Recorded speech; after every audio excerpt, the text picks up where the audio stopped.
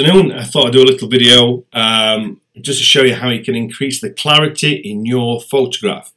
Now, this really comes in handy when you've taken a picture with your phone or you've used like a compact camera and maybe the quality of those cameras is not good, or you forgot to clean the lens. And this is when you sometimes get an image like this, which, as you can see, is a little bit soft.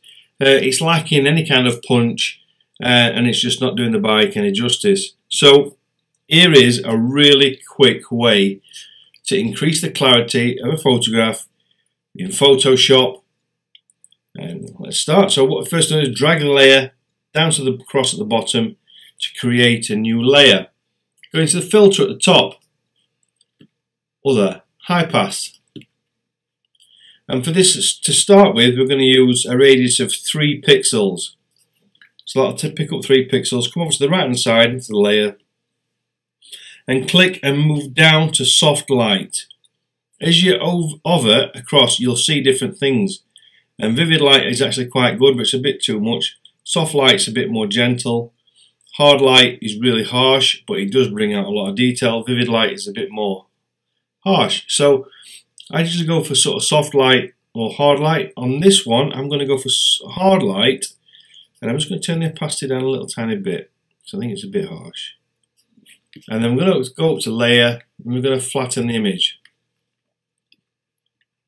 And if you want to sharpen some of the finer detail, you do the process again. So you create a new layer, filter, come down to high pass, do it all over again, otherwise it'll still do it at 3.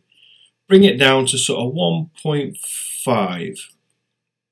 Click OK, and then come down to soft light this time. And that's just picking up 1.5 pixels in the image. So it's not picking up any big objects, just this finer detail. And then flatten the image.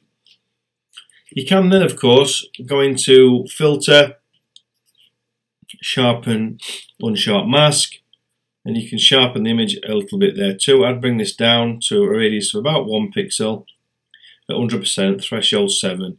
Any more, and it's going to be a bit too overly sharpened, it'll look obvious. That's already at the peak of its sharpening. Now I have some tools for cleaning up noise, which when you sharpen something you can sometimes create some noise, which means the dark shaded areas just have detail that they shouldn't really have. So to get rid of those you can use the remove noise tool. The dust and scratch is quite handy.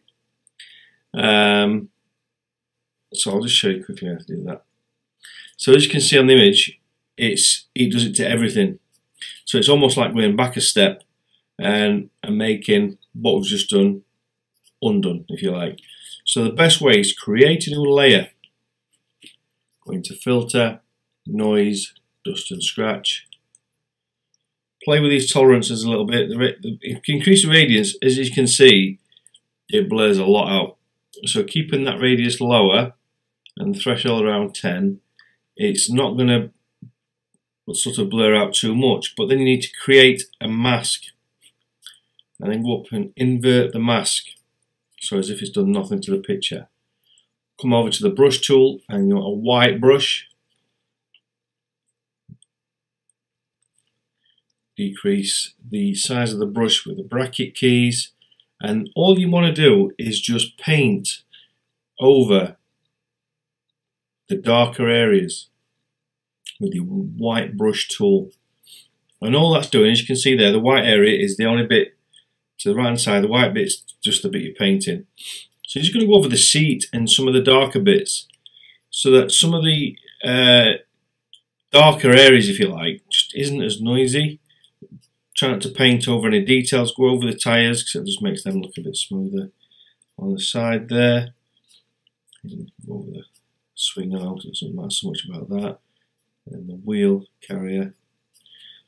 And that's all you're going to do. We can probably go over the engine a little bit, make that a bit bigger, because the engine doesn't matter so much. The detail needs to be like the Honda sign, the RR, the Fireblade. You can paint over most bits that look a bit messy, but just leave the Honda bits because you don't want to mess with those. You want them to look crisp. Right, flatten the image. And to make this image pop out even more, we're going to do adjustments, brightness and contrast, and we're going to increase the brightness. Sorry, no, we're going to increase the contrast. Getting ahead of myself. Okay, contrast up. As you can see, the colours come out. So go back, nothing. Up, colours pop out, the darks get darker, about 30. More vibrant, and as a whole, if that was on eBay, which is where you might be selling your bike, that image would grab somebody's attention because the shiny bits look shinier, the dark bits are dark, the red's lovely, reddy orange, and the detail's back. So what we've done is we've restored the image from being blurry to quite crisp, and as a thumbnail on a for sale site or wherever, or a forum, that image would stand out really quite nice.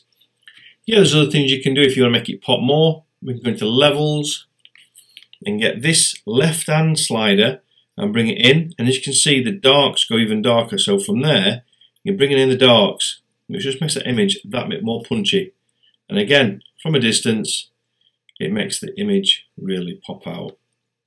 And that's basically it on how you make an image a little bit more punchy, enhance the clarity and detail of a poorly shot image for use wherever you like, of your pride and joy. Thanks for listening. I'll see you soon.